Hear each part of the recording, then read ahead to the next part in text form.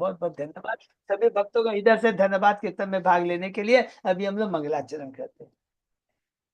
ओम अज्ञानतिमिरान्धस्य ज्ञानाञ्जनशलाकया चक्षुरुन्मीलितं येन तस्मै श्रीगुरुवे नमः। श्रीचैतन्यमनोभीष्टं स्थापितं येन भूतले स्वयं रूपकदा मह्यं ददाति स्वपदान्तिकं।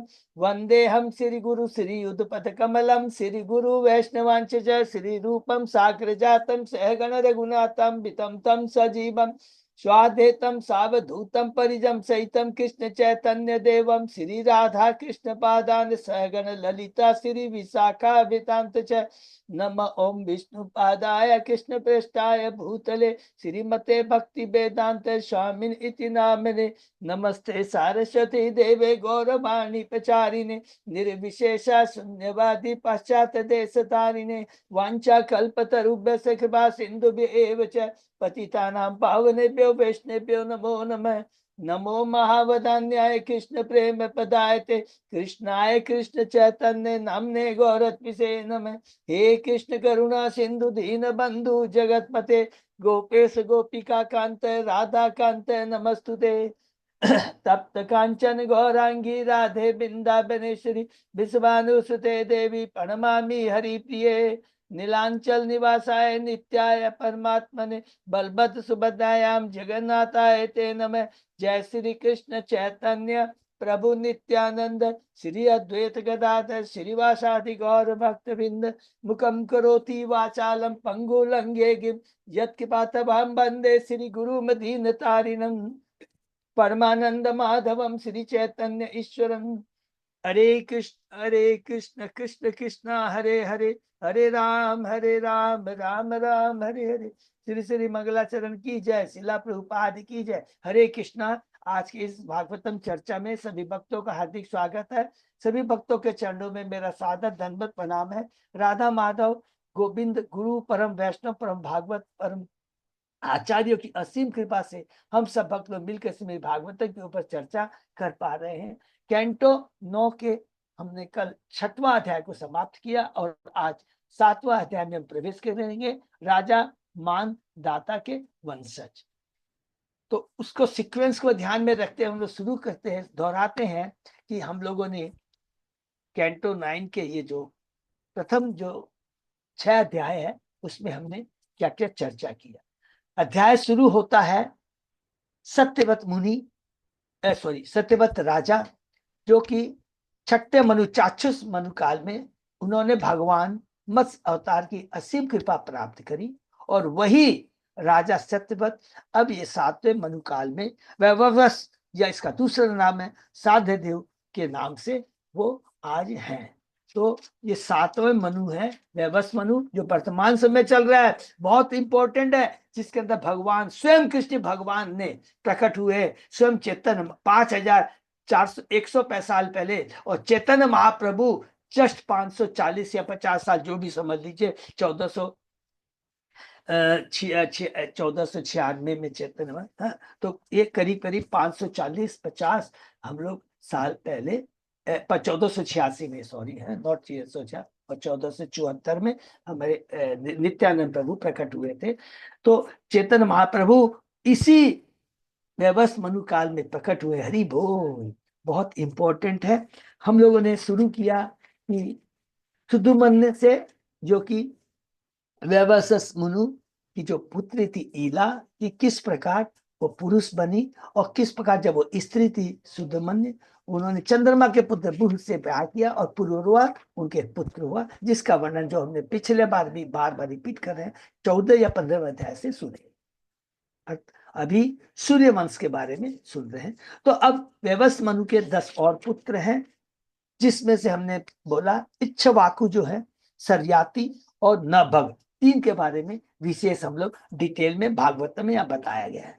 तीसरे अध्याय में सबसे पहले सरयाति के बारे में बताया, जिसकी एक पुत्री सुकन्या है, जिसके बारे में हमने पढ़ा कैसे वह च्यवन ऋषि से उसका ब्याह हुआ, किस प्रकार च्यवन ऋषि ने अश्विनी कुमारों पर कृपा कर करके उन्हें सोमरस प्रदान किया। और वही सरयाति मुनि के 3 पुत्र थे, जिस 3 पुत्रों में आनर्त जो पुत्र है बहुत विशेष है, क्योंकि उनका पुत्र का नाम है रेवत और रेवत के पुत्र कुकुदमी है। कुकुदमी की पुत्री है रेवती, जो बलराम जी से इसका ब्याह हुआ, इसलिए इसका बहुत इंपॉर्टेंस है। चौथे अध्याय में हम आगे बढ़ते हैं तो नभग और एक पुत्र है वैवस्वत मुनि के काल का, जिसके पुत्र है नाभाग। हरि बोल। नाभाग का पुत्र है भगवान अम्बरीश। हरि बोल। और भगवान अम्बरीश के, महाराज अम्बरीश के बारे में बहुत सुंदर पढ़े कि किस प्रकार महाराज बहुत ही सब कुछ होने के बाद भी वो उससे सब विरक्त थे। उन्हें पता था कि ऐसा सारा ऐसे भौतिक और क्षणिक है, स्वप्न तुल्य है, और अंत तो गत्वा ये विनष्ट हो जाएगा। और वही चेतना उनकी प्रजा की भी थी। और किस प्रकार हमने पढ़ा कि दुर्वासा मुनि एक बार जब उनके यहाँ आते हैं, राजा ने एकादशी और द्वादशी का व्रत रखा था, पारण का जिस दिन था उस दिन दुर्वासा मुनि आते हैं, और दुर्वासा मुनि किस प्रकार उस पर क्रोधित होते हैं, उन्हें अभिशाप देते हैं, लेकिन एक कृत्या को उत्पन्न करते हैं, राक्षस असुर को उत्पन्न करते हैं। लेकिन अम्बरीश महाराज उसको देखकर जरा भी विचलित नहीं होते हैं। इसके विपरीत सुदर्शन चक्र भगवान का आता है, कृत्या को मार देता है, और दुर्वासा मुनि अब पूरी अपनी रक्षा के लिए आकाश, पृथ्वी तल, गुफाओं, तीनों लोक में घूमते हैं। ब्रह्मा जी के पास जाते हैं, शिव जी के पास में जाते हैं। सब ने कहा कि हम कुछ नहीं कर सकते हैं। इवन भगवान के पास जाते हैं, भगवान कहते हैं हम भक्त पराधीनो, हे ब्राह्मण मैं तू पूर्णतः भक्तों के बस में हूँ, न संदेह मैं तनिक भी स्वतंत्र नहीं हूँ, तुम जरा भी देर मत करो, तुरंत अम्बरीश महाराज के पास जाओ। हरि बोल। चौथा अध्याय समाप्त होता है। पांचवें अध्याय में हम लोग प्रवेश करते हैं। शीर्षक है दुर्वासा मुनि को जीवन दान। जब भगवान आदेश देते हैं दुर्वासा मुनि को, अम्बरीश महाराज के आता है, बहुत सुंदर है। अम्बरीश महाराज के जब चरणों में दुर्वासा पड़ता है तो अम्बरीश महाराज बहुत लज्जित हो जाते हैं, बहुत लज्जित हो जाते हैं, और सुदर्शन चक्र से कहते हैं अगर हमने कोई भी पुण्य किया है तो कृपा कर करके इस ब्राह्मण पर दया कीजिए, इसे माफ कर दीजिए। तुरंत सुदर्शन चक्र चला जाता है। उसके बाद दुर्वासा मुनि ने बहुत सुंदर बात की, उनके चरणों में कहता है कि हे राजा, आज मैंने भगवान के भक्तों की महिमा का अनुभव किया। हरि बोल। क्योंकि मेरे अपराधी होने पर भी आपने मेरे कल्याण सौभाग्य के लिए प्रार्थना की है। हे राजा, पहले मैंने आपको एक सामान्य व्यक्ति मानकर आपका आतिथ्य स्वीकार किया था, किंतु बाद में अपनी बुद्धि से मैं समझ सका कि आप भगवान के अत्यंत महान भक्त हैं। इसलिए मात्र आपके दर्शन और आपके चरण स्पर्श से तथा आपसे बातें करके मैं संतुष्ट हो गया हूँ, और आपका अत्यंत कृतज्ञ हो गया हूँ। शुद्ध भक्तों का संग करने से देखिए, एक योगी है वो भी भक्त बन जाता है, उसकी चेतना में परिवर्तन आ जाता है। तो इस प्रकार अमरदास महाराज की कथा, लीला दुर्वासा की, दुर्वासा और अमरदास महाराज की लीला हमने पढ़ी, और उसके प्रति भगवान के बारे में पढ़ा कि भगवान किस प्रकार कहते हैं कि मैं पराधीन हूँ, अर्थात मैं स्वतंत्र नहीं हूँ, क्योंकि मैं सदैव अपने भक्तों के हृदय में रहता हूँ। बहुत सुंदर है। छठवें अध्याय में सौरभी मुनि का पतन, ये हमने कल समाप्त किया था। उसको भी अब वैवस्वत मुनि के और एक पुत्र हैं इक्ष्वाकु। तो पहले अम्बरीश महाराज के बारे में समझ ले, बहुत छोटा सा है कि अम्बरीश महाराज की वंशावली के बाद बहुत ज्यादा वर्णन नहीं है। उनके 3 पुत्र हैं, विरूप, केतुमाल और सम्मु। तो विरूप का विशेष कर करके उनकी परंपरा में एक पुत्र आते हैं रथितर। रथितर के कोई भी संतान नहीं थी, तो अंगिरा ऋषि ने की कृपा से उनको 100 पुत्र प्राप्त हुए, और वे सारे रतिथर और अंगिरा ऋषि के वंशज कहलाए। मैंने कई पुत्र प्राप्त हुए, सॉरी। अब उधर में वैवस्वत मुनि जो इक्ष्वाकु, उनके जो पुत्र हैं उसके बारे में बताया कि इक्ष्वाकु को 100 पुत्र थे, लेकिन उसमें मुख्य कौन था? विकुक्षी, निम्मी और दंडका। बाद में यही विमुक्षी शशाद बना, क्योंकि उसने खरगोश का मांस खाया था। विकुक्षी का पुत्र था पुरंजय, और उसके वंशावली में आए कौन? मंधाता। हरि बोल। और मंधाता की पति बिंदुपति से 3 पुत्र हुए और 50 पुत्रियां हुई। तो संक्षेप में क्या बोलेंगे? इक्ष्वाकु की परंपरा में मंधाता आए, और वही मंधाता जिनकी 50 पुत्रियां थी, 3 पुत्र थे, तो 50 पुत्रियों ने सौरभ मुनि को अपना पति चुना। एक कैसे चुना कि एक बार सुरभि ऋषि, सुरभि मुनि यमुना नदी में स्नान कर रहे थे। मछलियों के जोड़े देख कर कर करके काम वासना जागृत होती है और तुरंत गंगा जमुना से बाहर निकल के आते हैं, मंदाता के पास जाते हैं और कहते हैं मुझे तुम्हारी एक पुत्री चाहिए। उसने कहा कि भाई देखो हमारी पुत्री को पूरा स्वतंत्र है, आप जाके जो भी आपको यदि पसंद करती है आप उसको दे सकते हैं। सुरभि मुनि ने कहा तो अभी तो मैं बूढ़ा हूं। तुरंत वो अपनी योग शक्ति से युवक बन जाते हैं और सारी की सारी जो 50 उनकी जो पुत्रियां हैं सुरभि को अपना पति स्वीकार कर लेती है। और उसके बाद में हमने पढ़ा, बहुत सुंदर रिपीट करते हैं, सौरभ मुनि इस भौतिक जगत में इंद्रिय तृप्ति करते रहे किंतु वे तनिक भी संतुष्ट नहीं थे। जिस प्रकार निरंतर घी की बूंदे पाते रहने से अग्नि कभी जलना बंद नहीं करती, ये भौतिक इच्छाएं जलती रहती है, जलती रहती है, उठती रहती हैं, सॉरी, लेकिन कभी भी खत्म नहीं होती। एक दिन सौरभ मुनि, एक सौरभ सौभरी मनु एकांत में बैठ करके अपने पतन के बारे में सोचने लगे। कहते हैं मैंने गंभीर जल के भीतर तपस्या की, साधु पुरुषों द्वारा अभ्यास किए जाने वाले सारे विधि विधानों का पालन किया, तो किंतु फिर भी मात्र एक मछली के मैथुन सानादि के कारण अपनी दीर्घकालीन तपस्या का फल हाथों से जाने दिया। हर एक को इस पतन को देखकर इससे शिक्षा लेनी चाहिए। जो भाव बंधन से मुक्त होना चाहता है उसे काम वास्तव में जीवन से रुचि रखने वाले, बहुत सुंदर चीज है, इसको याद करेंगे कि अगर वास्तव में भाव बंधन से मुक्त होना चाहता है तो 3 चीजों का इस कलयुग में ध्यान रखना है। सबसे इंपॉर्टेंट चीज है, जो व्यक्ति काम वासना के पीछे ज्यादा रुचि रखते हैं उन व्यक्तियों की संगति नहीं करनी चाहिए। अपनी इंद्रियों को किसी बाह्य कार्य में नहीं लगाना चाहिए, मन और इंद्रियों को भगवान की दिव्य प्रेमा भक्ति में लगाना चाहिए और शुद्ध भक्तों की संगति करना चाहिए। ये 4 चीजें बताया है। भौतिक चीजों का कोई अंत नहीं है। पहले अकेला था, काम इच्छा जागने का कारण 50 शिष्य से ब्याह किया, प्रत्येक के 100 पुत्र हुए और अब 5000 सदस्यों का यह गृहस्थ आश्रम हो गया है। कितना बंधन में फंस गया हूं। सोचा था भौतिक जगत में सुखी रहूंगा, लेकिन बहुत बंधन में और फंसता चला गया। अपना चिंतन करता है। अंत में सौरभी मुनि सब कुछ छोड़कर जंगल में चले जाते हैं और भगवान की भक्ति कर कर करके वैकुंठ लोक को चले जाते हैं। और मोस्ट इंपॉर्टेंट चीज लास्ट में पढ़ेंगे कि उनकी सारी पत्नियां भी अपने पति जो परम भक्त हो गए थे उनकी आध्यात्मिक शक्ति से वे भी वैकुंठ लोक में प्रवेश होने से समर्थ हुई। तो ये बहुत इंपॉर्टेंट हमने पढ़ा सौरभी मुनि की लीला से। 3 चीजें बहुत इंपॉर्टेंट है। वो परम योगी थे, दुर्वासा मुनि की लीला से परम योगी थे दोनों, लेकिन परम भक्त नहीं थे। और दोनों भक्त और भक्ति के साथ, एक तो है भक्त के सामने सरेंडर हो जाता है, वो कौन है, दुर्वासा मुनि, और भक्त का दर्शन करने से परम भक्त बन जाता है। और दूसरा है सौरभी मुनि, भक्त का संग नहीं करता है, माया का संग करता है, तो उसका पतन हो जाता है। उसका पतन होता है, भक्त नहीं था, वैष्णव के चरणों में अपराध किया, लेकिन अपराध से मुक्त हुआ क्योंकि वैष्णव से उन्हें क्षमा मांगी। और इधर चूंकि योगी है, ज्ञानी है, समझ में आ गया, तुरंत समझ में आ गया गलती। तो ज्ञानी योगी होता है, इसलिए क्या होता है ना, कर्मी से ज्ञानी ऊंचा होता है, ये याद रखेंगे। ज्ञानी को ज्ञान रहता है, भौतिक जगत दुखा रहा है। कर्मी को इसलिए हमेशा सीक्वेंस में आया, कर्मी, ज्ञानी, योगी, ध्यानी, भक्त।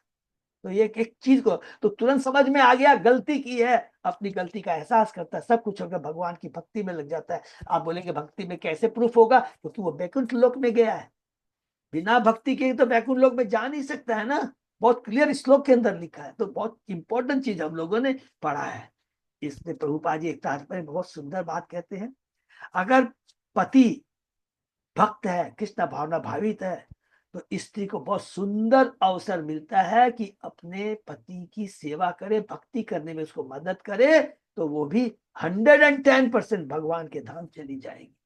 इतना सुंदर अवसर है, ये हमने पढ़ा। उसके बाद में राजा मानधाता जिनकी 50 पुत्रियां जो कि बैकुंठ को चली गई, अब उनके आगे वंशज के बारे में पढ़ेंगे। थोड़ा सा संक्षेप में अपने को इसको कर लेते हैं।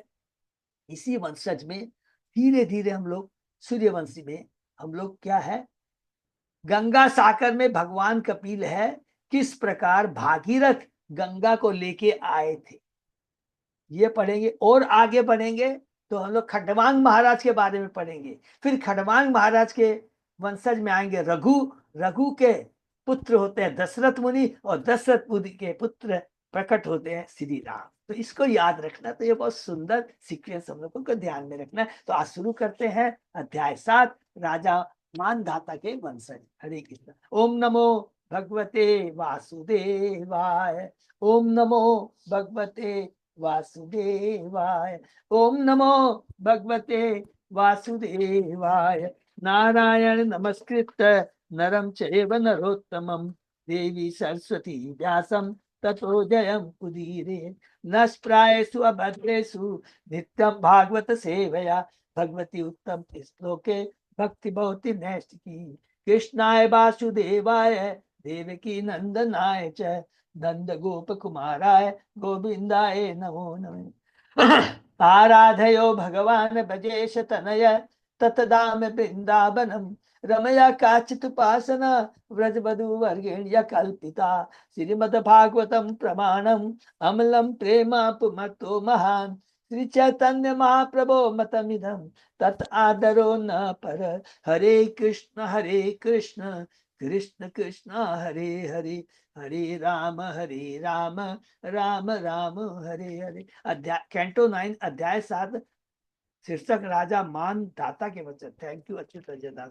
हम लोग संक्षेप पहले समरी पढ़ते हैं।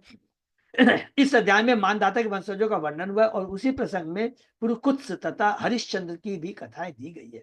मानदाता का सबसे प्रसिद्ध पुत्र अमरीश था, जिसका पुत्र यवनाश्व हुआ, और यवनाश का पुत्र हारित हुआ। ये वो अमरीश नहीं है सब। ये तीनों पुरुष मानदाता के वंश में सर्वश्रेष्ठ थे। मानदाता के दूसरे पुत्र पुरुकुस ने सर्पगण की बहन नर्मदा से विवाह किया। उसका पुत्र त्रसदृश्यु हुआ, जिसका पुत्र अनर्गण्य था। अनर्ग का पुत्र हरिश्वर हुआ, और हरिश्वर का पुत्र प्रारुण था। प्रारुण का पुत्र त्रिबंधन हुआ। उसका पुत्र सत्यवत हुआ, जो त्रिकुंस भी कहलाता था। ये वो सत्यवत नहीं है जो चाचुस वंश के हैं, तो इसको क्रॉस चेक करते जाएंगे, क्लियर करते। जब त्रिकुंस ने एक ब्राह्मण पुत्री का अपहरण किया था, उसके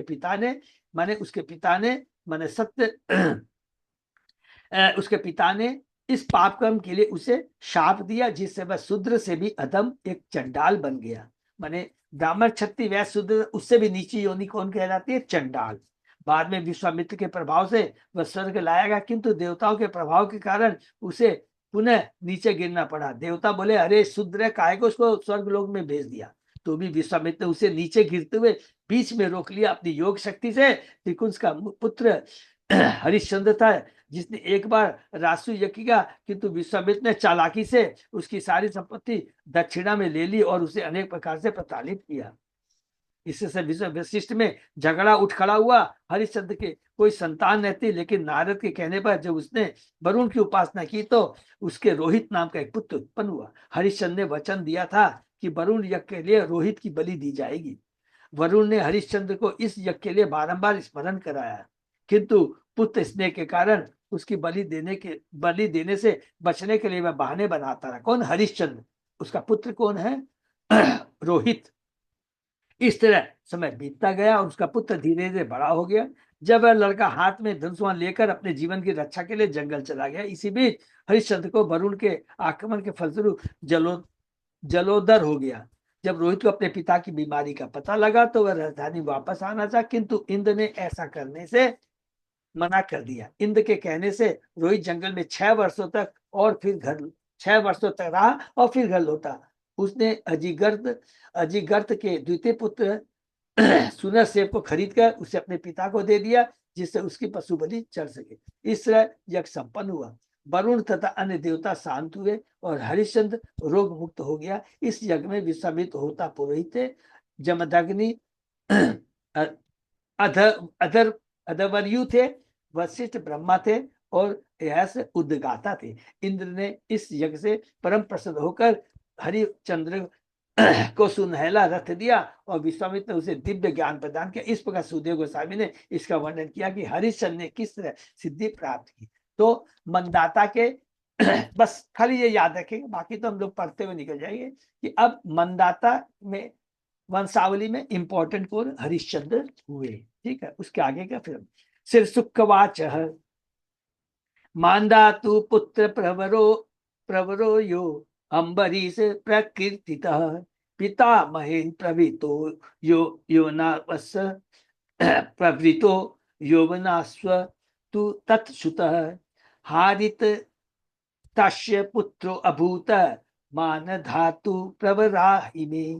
सुखदेव गोस्वामी ने कहा मानदाता का सर्व प्रमुख पुत्र अम्बरीश नाम से विख्यात था। अम्बरीश को उसके बाबा योनासु ने पुत्र रूप में स्वीकार किया। अम्बरीश का पुत्र यवनासु और यवनास का पुत्र हारित था। मानदाता के वंश में अम्बरीश, हारित तथा यवनासु अत्यंत प्रमुख थे। नर्मदा भ्रातृभि दत्ता पुरुकुस्ताय यो रगे तया रसातलम नित्यो भुजगेंद्र प्रयुक्तया। नर्मदा के सर्प भाइयों ने उसे पुरुकुत्स को दे दिया। वासुकी द्वारा भेजे जाने पर नर्मदा पुरुकुत्स को ब्रह्मांड के निम्न भाग में ले गई, जो कि नाग नाग की बहन है, वंश की है।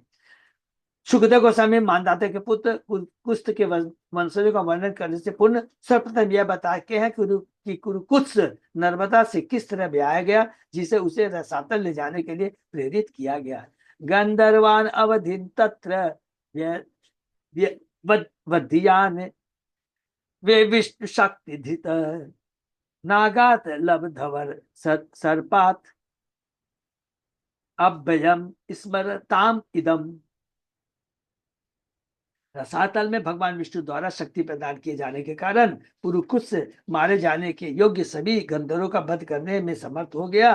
पुरुकुत्स को सर्पों से यह वर प्राप्त हुआ क्योंकि उन्होंने गंधर्व चले गए थे सर्पलोक में और उसका पुरुकुत्स ने उसको मार दिया, तो सर्प सब प्रसन्न हो जाते हैं कि कोई नर्मदा द्वारा स्थल में उसके लाए जाने के इतिहास को स्मरण करेगा, उससे सर्पों के आक्रमण से सुरक्षा प्रदान की जाएगी। तसदस्यु पुरुकुत्स यो नरग यो अनर अनरण्यस्य देहकृत हरेश्वर तत् सुत तस्मात् प्रारुण अथ त्रिबंधन। पुरुकुत्स का पुत्र सदृश्यु हुआ, जो अनरण्य का पिता था।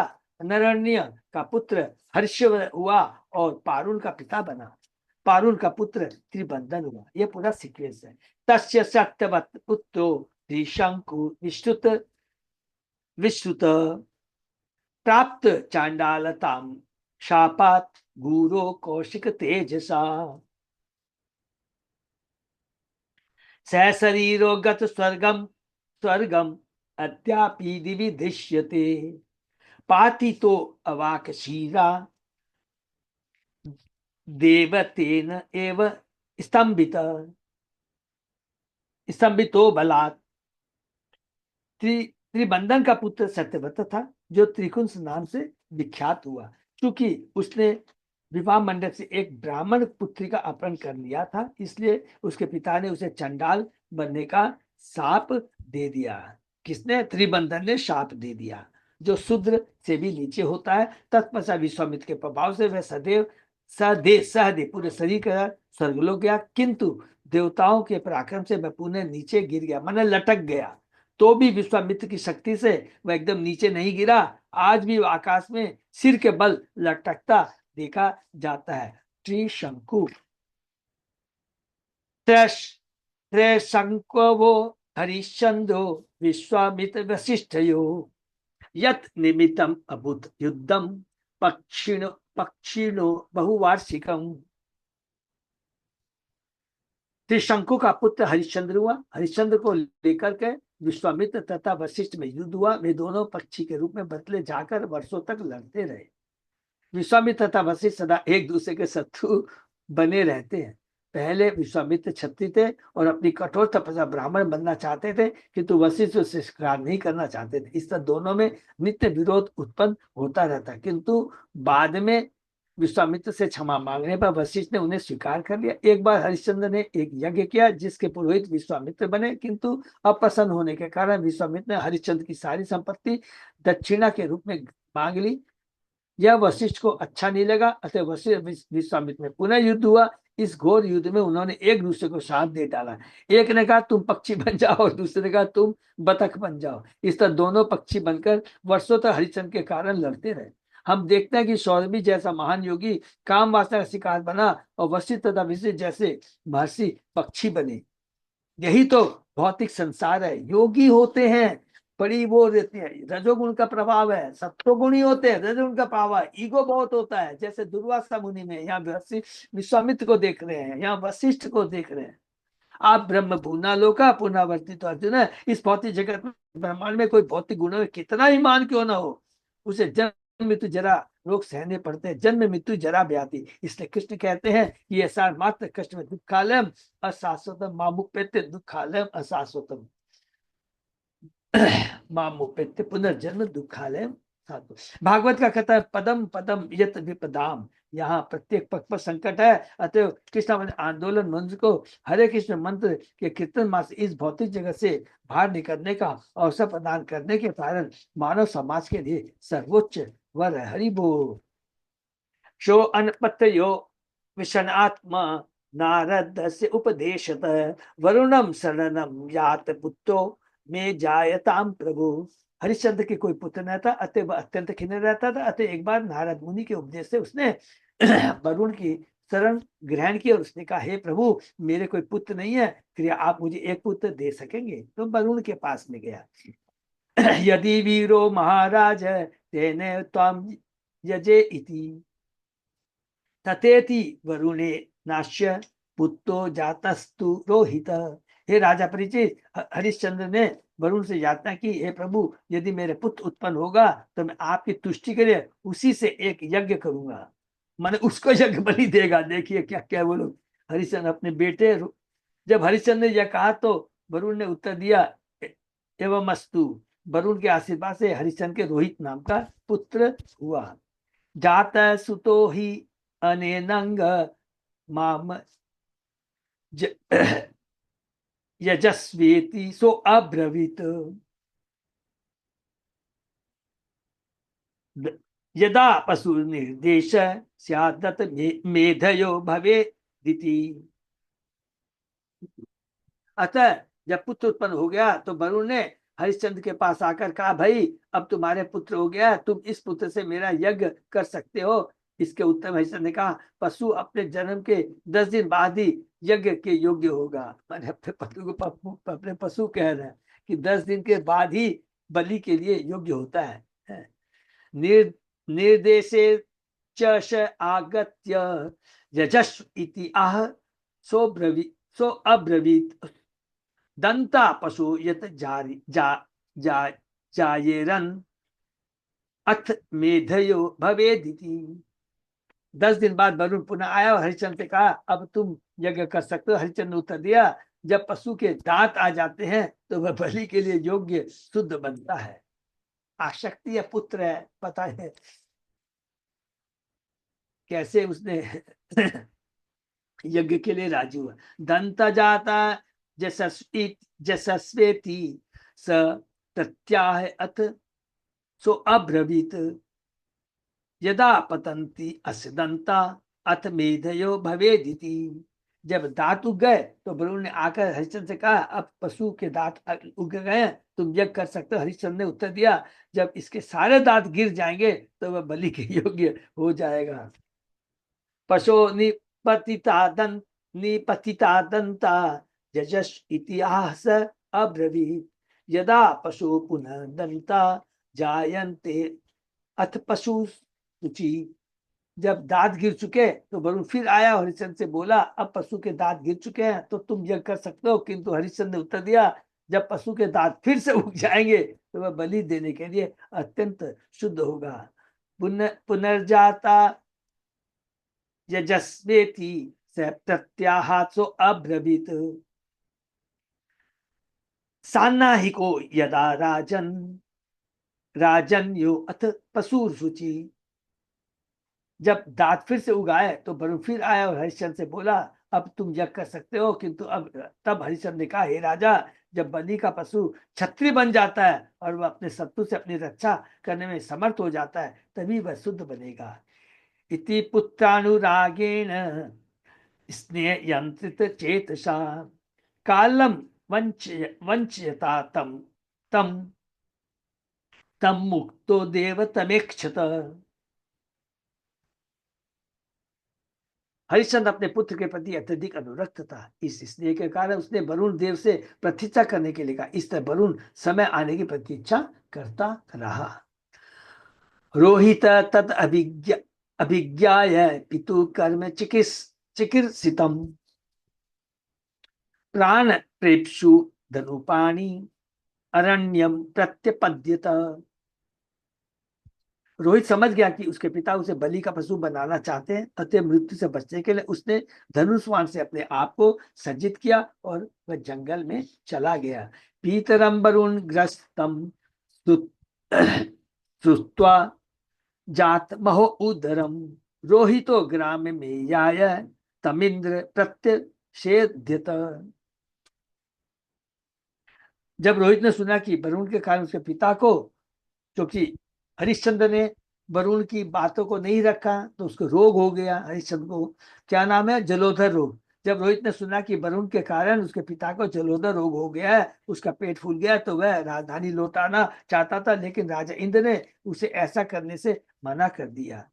भूमे पर्यटम पुण्यम तीर्थ चेत निषेवणी रोहिताय आदिशत चक्र शो अपि अरण्य अवशत समाम। राजा इंद्र ने रोहित को सलाह दी कि वह विभिन्न तीर्थ स्थानों तथा परिस्थानों की यात्रा करे, क्योंकि ऐसे कार्य पवित्र होते हैं। इस आदेश का पालन करते हुए रोहित 1 वर्ष के लिए जंगल में चला गया। एवं द्वितीय तृतीय चतुर्थे पंचमे तथा अब अब अभयत्य अभयत्य स्थविरो विप्रो भूत्वा वृत्रः। इस तरह द्वितीय तृतीय चतुर्थ पंचम वर्षों के अंत में जब जब रोहित अपने राज लौटना चाहता तो इंद्र एक वृद्ध ब्राह्मण के वेश में आके उससे पास पहुंचता और वापस जाने के लिए उसे मना करता। वह गत वर्ष जैसे शब्दों को फिर से दोहराता। षष्टम संवत्सरम तत्र चरित्वा रोहित पुरीम उपव्रजन अजिगर्तात अक्रीणात मध्य मम सुतम सुनाशेपम पशुम पित्ते प्रदाय समबंधत। तत्पश्चात 6ठे वर्ष जंगल में घूमने के बाद रोहित अपने पिता की राजधानी में लौट आया। उसने अजिगर्त से उसके दूसरे पुत्र सुनहसेप को मोल दिया, फिर उसे लाकर अपने पिता हरिश्चंद्र को भेंट किया, जिससे वह बलि पशु के रूप में प्रयुक्त किया जा सके। उसने हरिश्चंद्र को सादर नमस्कार किया। ये प्रभुपाद जी देखे कोई भी कंफ्यूजन नहीं हो। प्रभुपाद जी कहते हैं ऐसा प्रतीत तो उन दिनों मनुष्य को किसी भी कार्य के लिए खरीदा जा सकता था। हरिश्चंद्र को ऐसे व्यक्ति की खोज थी जिसकी बलि यज्ञ में पशु के रूप में दी जा सके और इस तरह वरुण को दिया गया वचन पूरा किया जा सके। इसके लिए किसी अन्य व्यक्ति से एक मनुष्य खरीदा गया। लाखों वर्ष पशु बलि तथा दास व्यापार दोनों प्रचलित थे। वास्तव में ये अत्यंत काल से चले आ रहे हैं। दास प्रथा माने मनुष्य को खरीदने की प्रथा है, वो पशु माने दास के रूप में माने पशु के तरह उनसे व्यवहार होता था। तथा पुरुष मेधेन हरिश्चंद्रो महायशा मुक्तो दरो अयजत देवान वरुणादिन महत कथा। तत्पश्चात इतिहास के महापुरुष एवं सुप्रसिद्ध राजा हरिश्चंद्र ने एक मनुष्य की बलि देकर महान यज्ञ संपन्न किया और सारे देवताओं को प्रसन्न किया। इस प्रकार वरुण द्वारा उत्पन्न किया गया उसका जलोदर रोग जाता रहा। विश्वामित्रो अभवत तस्मिन् होता चा अधवर्यु आत्मवान जमदग्नि अभूत ब्रह्मा वशिष्ठ अयाश्य सोमग सामग सामग।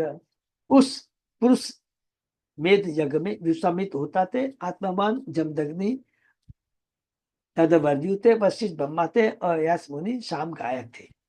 तस्मे तुष्टो ददाविंद्र सत्कौम्बमयं रथम सुन से फश्य महात्मयम उपरिष्टात् प्रचक्ष्यते। हरिश्चंद्र से अत्यंत प्रसन्न होकर राजा इंद्र ने उसे सोने का रथ दान में दिया। सुनह सेफ की महिमाओं का वर्णन विश्वामित्र के पुत्र के वर्णन के साथ साथ प्रस्तुत किया जाएगा। सुनह सेफ की महिमा का वर्णन विश्वामित्र के पुत्र के वर्णन के साथ साथ किया जाएगा, ये याद रखना है, नोट करके रखना। सत्यम सारम घृतिम दृष्ट्वा सभार्यस्य च भूपते विश्वामितो विसंपितो ददा वही हताम गतिम। विश्वामित्र ने देखे महाराज हरि से अपनी पत्नी सहित सत्यप्रिय सहिष्णु तथा दृढ़ता, इस उन्होंने मानव उद्देश्य की पूर्ति के लिए उन्हें अक्षय ज्ञान प्रदान किया।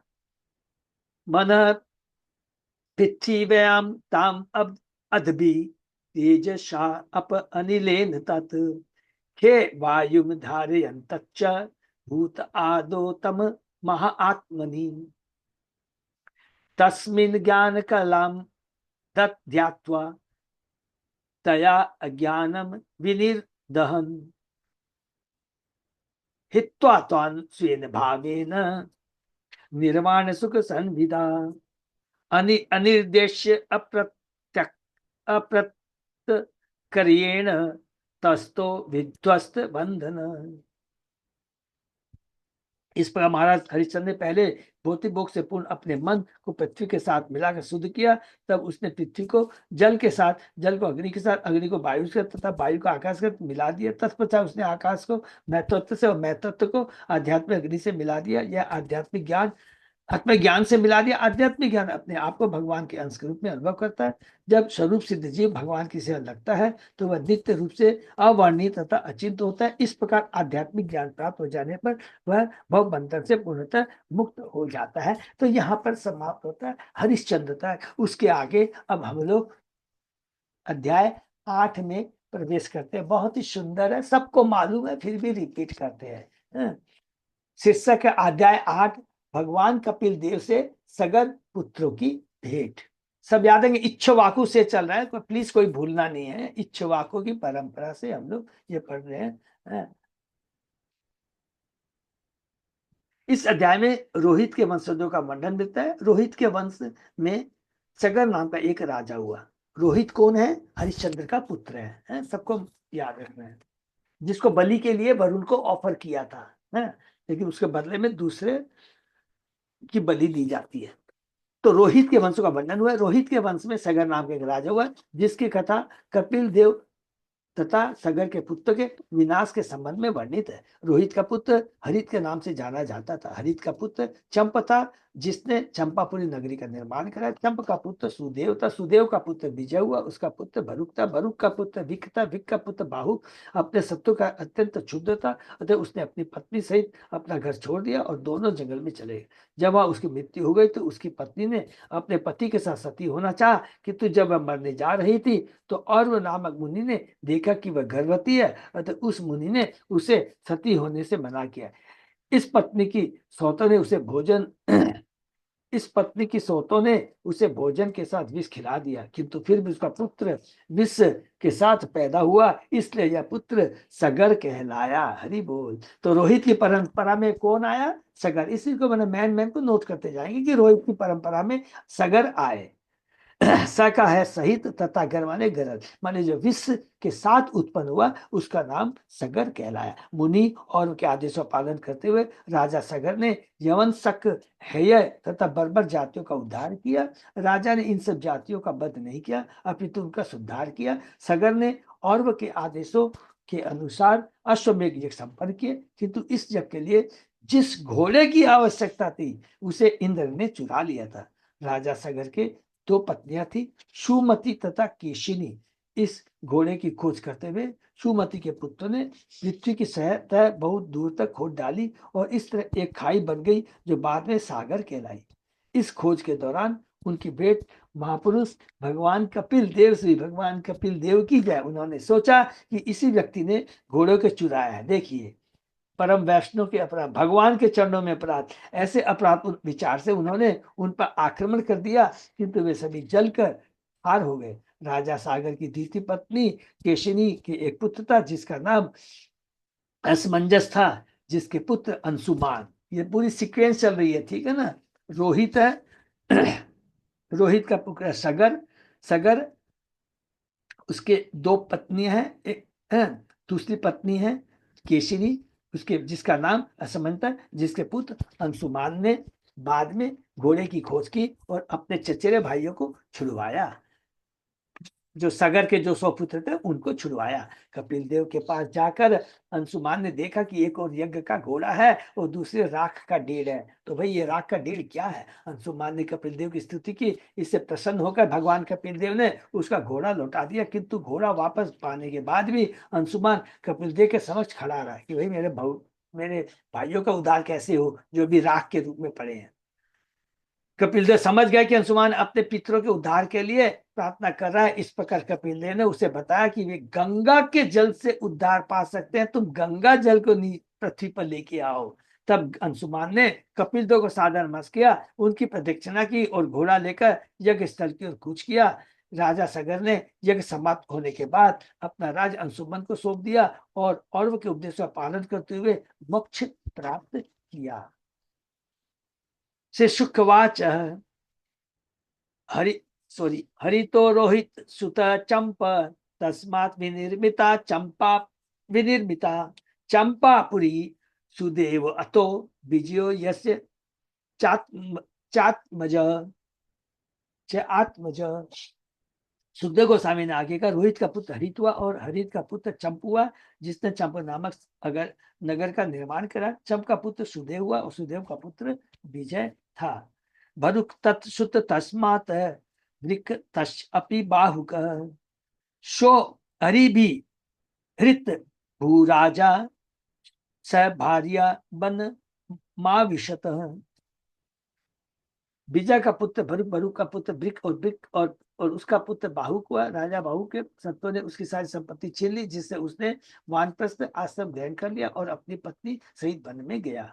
वृद्धम तम पंचताम प्राप्तम महिषी अनुमरिषति और वीण जानता आत्मानम प्रजावंतम निवारित।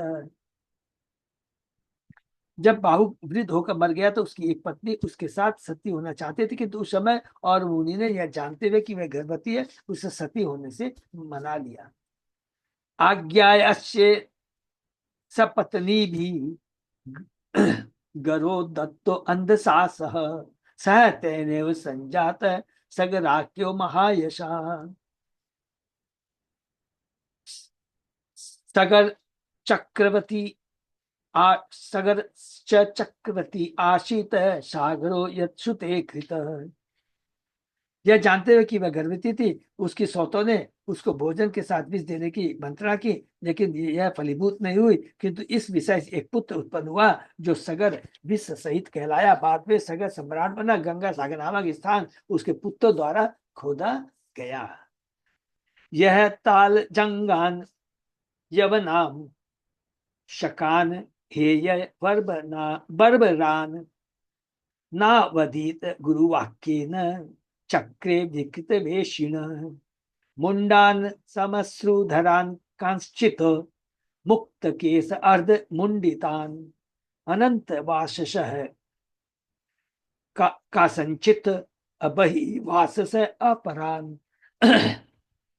सगर महाराज ने अपने गुरु और वह के आदेशानुसार जिन्होंने उनको बचाया था, जाल जंग यवन शक हेय तथा बर्बर जाति के असभ्य लोगों का वध नहीं किया, बल्कि उनका अपितु उनमें से कुछ को भद्दे वस्त्र पहनने को बाध्य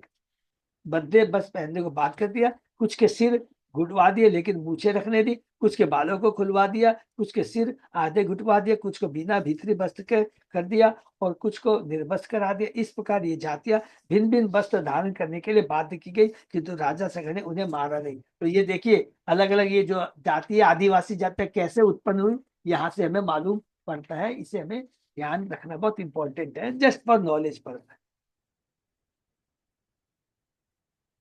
शो अश्वमेघे अयजत सर्ववेद सुर आत्मकम और वह उपदिष्ट योगेन हरिमात्मानम ईश्वरम तस्य उत्सृष्टम पशुम यज्ञे जहार अश्वम पुरंदर। और वो मुनि ने के आदेशा सगर महाराज ने अश्वमेघ जी संपन्न किया और इस तरह भगवान प्रसन्न किया जो परम नियंता समस्त विद्वानों के परमात्मा था, सभी वेदों के ज्ञाता। किंतु स्वर्ग के राजा इंद्र ने यज्ञ में बलि दिए जाने वाले घोड़े को चुरा लिया। हमेशा वो इंद्र की जो करतूत है, बहुत ईर्ष्या है। सुमतयातन या दृप्ता पितु आदेशकारिण हयम अन्वेषमाणा ते समन्तात न्यखनन महीन। राजा सागर के दो पत्नियां थी, सुमति तथा केशिनी। सुमति के पुत्रों ने, जिन्हें अपने पराक्रम तथा प्रभाव था, अपने पिता के आश्रय खोए हुए घोड़े को सर्वत्र ढूंढा। ऐसा करते उन्होंने पृथ्वी को बहुत दूर तक खोद डाला। प्राक उदिच्यान दिशि हयम ददृशु कपिलांतिके एष बाजी हर चोर आस्ते मृत लोचन हन्त्याम पाप इति षष्टि सहस्रिणा उदा युदा अभिययु उन्नीमेष तदा मुनि। तत्पश्चात जब उन्होंने उत्तर पूर्व दिशा में कपिल मुनि के आश्रम के निकट घोड़े को देखा तो वे बोल उठे, यह रहा घोड़ा चोर, या आंखें बंद किए बैठा है, यह निश्चय बड़ा पापी है, इसे मारो मारो। इस प्रकार चिल्लाते हुए सगर के 60,000 कुत्तों ने एक साथ अपने हथियार उठा लिए। जब वे भूमि मुनि के निकट पहुंचे तो मुनियों ने अपनी आंखें खोले, सब भस्म हो गए। स्व शरीर अंगिना तावत महेंद्र हित चेतस महत व्यक्तिकम हता भस्म सात अभवन क्षणात। स्वर्ग के राजा इंद्र के प्रभाव से सगर के पुत्र की बुद्धि मारी गई, जिससे उन्होंने एक महापुरुष का अपमान कर दिया। फलस्वरूप उनके शरीरों से अग्नि निकलने लगी और तुरंत जलकर खाक हो गए। इंद्र ने ईर्ष्यावश, यह भौतिक शरीर पृथ्वी जल अग्नि वायु आकाश का मेल है। शरीर के भीतर पहले से ही अग्नि रहती है और हमें इसका अनुभव है कि इस अग्नि का ताप घटता बढ़ता रहता है। सगर महाराज के पुत्रों के शरीरों के भीतर की अग्नि इतनी दग्ध हो चुकी थी कि वह सब भस्म हो गए। एक महापुरुष के प्रति दुर्व्यवहार के अग्नि का ताप बढ़ गया था। ऐसा दुर्व्यवहार महत व्यतिक्रम कहलाता है। वे सभी अपने शरीर को अग्नि से मर गए क्योंकि उन्होंने महापुरुष का अपमान किया था। न साधु वाधो मुनि कोप भर्जिता नृपेंद्र पुत्रा न साधु वादो मुनि कोप भर्जिता नृपेंद्र पुत्रा इति सत्वधामनि कथम तमोरोस्मयं विभाव्यते जगत पवित्र आत्मनि खेरज उभ। कभी कभी यह तर्क किया जाता है कि राजा सागर के सारे पुत्र कपिल मुनि की आंखों से निकली अग्नि से भस्मात हुए थे, लेकिन विद्वान पुरुष इस मत की पुष्टि नहीं करते क्योंकि कपिल मुनि का शरीर नितांत सात्विक था, अतः उससे क्रोध के रूप में तमोगुण प्रकट नहीं हो सकता। जिस तरह निर्मल आकाश को पृथ्वी की धूल दूषित नहीं कर सकती। तस्यो इरिता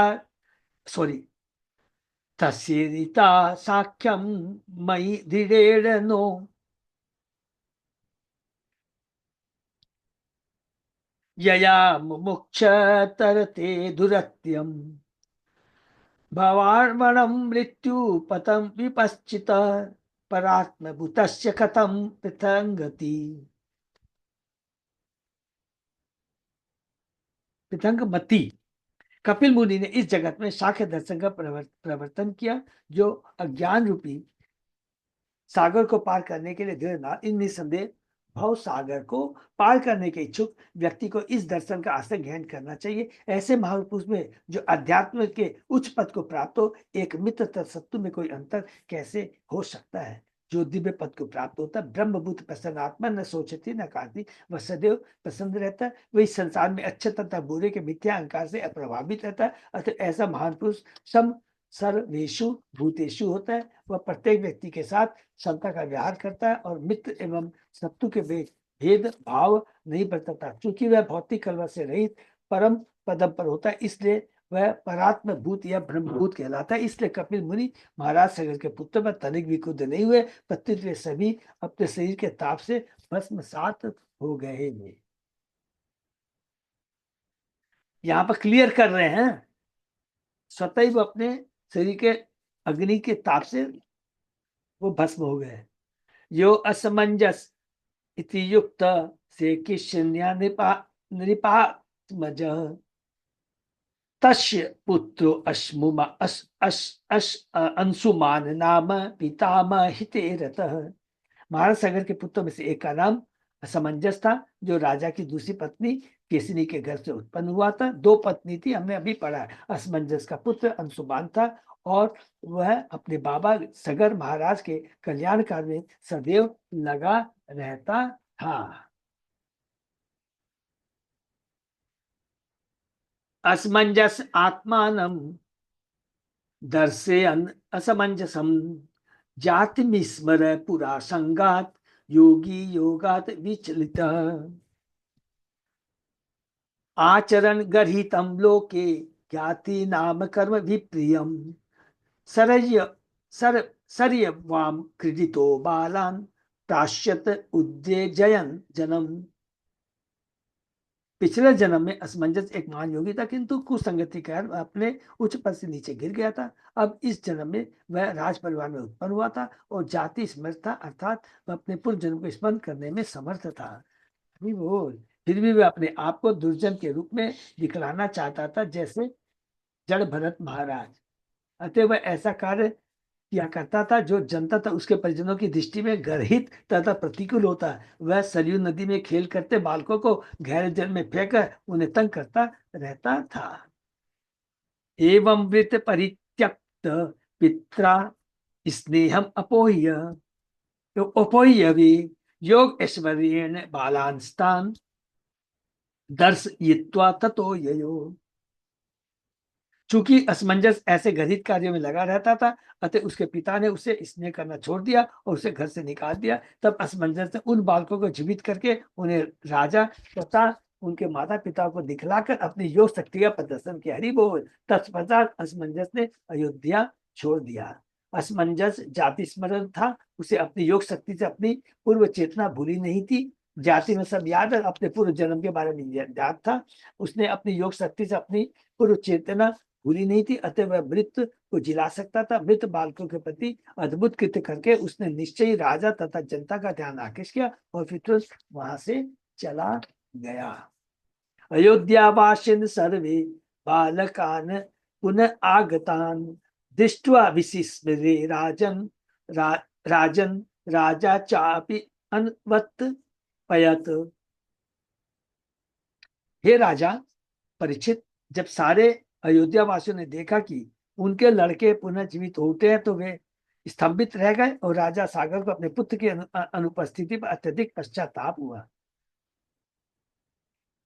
अंशुमान चोदितो राज्ञा तुरगान वेषणे ययो पृथिव्य खात अनुपथम भस्मांति दिदशे हयम। तत्पश्चात महाराज सगर ने अपने पौत्र अंशुमान को घोड़ा ढूंढ लाने का आदेश दिया। अंशुमान अपने चाचाओं के पद से होकर धीरे धीरे राख के डेर तक पहुंचा और उसने उसी के निकट घोड़े को पाया। तत्रासीन मुनिम वीक्ष्य कपिलाख्यम अधोक्षजम अस्तोत समाहित मना प्रांजलि प्रणतो महान। महान अंशुमान ने विष्णु अवतार कपिल नामक मुनि को देखा, जो घोड़े के निकट आसीन थे। अंशुमान ने उन्हें हाथ जोड़कर नमस्कार किया और दत्तचित होकर उनकी प्रार्थना की। अंशुमान वाच न पश्यति त्वां परमात्मनो अजनो न बुध्यते अद्यापि समाधि युक्तिभिः कुतो अपरे तस्य मन शरीर धी विसर्ग सृष्टा वयम प्रकाशा। अंशुमान ने कहा, हे भगवान, आज तक ब्रह्मा जी भी आपके अगम्य पद को ध्यान या चिंतन द्वारा समझ पाने में समर्थ है, तो हम जैसों की कौन कहे। जो ब्रह्मा द्वारा देवता, पशु, मनुष्य, पक्षी तथा पशु आदि के विविध रूपों में उत्पन्न किए गए। हम पूरी तरह ज्ञान में, अतः हम साक्षात ब्रह्म स्वरूप आपको कैसे जान सकते हैं। इच्छा द्वेष समुत्थेन द्वंद्व मोहेन भारत सर्वभूतानि सम्मोहम सर्गे जानती परंतप। हे भरतवंशी, हे शत्रु के विजेता, सारे जीव मोह में उत्पन्न होते हैं, वे इच्छा तथा घृणा के द्वेष से पराजित होते हैं। भगवत गीता 7। इस जगत के सारे जीव प्रकृति के 3 गुणों से प्रभावित होते हैं, यहाँ तक कि ब्रह्मा जी भी सतोगुणी है, उसी प्रकार देवता प्राय रजोगुणी है तथा देवताओं से नीचे के जीव तथा मनुष्य या पशु तमोगुणी या सतो रजो और तमोगुणी के मिश्रण होते हैं। बहुत इंपॉर्टेंट है, हम नोट कर लेंगे। अतः अंशुमान बताना चाहता था कि उनके सारे चाचा जो भस्म हो गए थे प्रकृति के गुणों के अधीन होने के कारण, आप भगवान आपको पहचान नहीं पाए, कपिल देव मुनि को समझ नहीं पाए। उसने प्रार्थना की, चूंकि आप ब्रह्मा जी की प्रत्यक्ष तथा अप्रत्यक्ष बुद्धि से भी परे हैं, अतएव जब तक आप हमें ज्ञान न दे दे, हम आपको समझने में असमर्थ हैं। ये ब्रह्मा जी स्तुति करते हैं, याद हम लोग पढ़ेंगे कैंटो 10, बहुत सुंदर स्तुति है। अथा पीते देव पदाम्बुज द्वय प्रसाद प्रसाद लेसानुगृहित एव ही जानाति त्वं भगवन् महिनो न चान एक महिमान न चान एको अपि चिरम विचिन्नवम।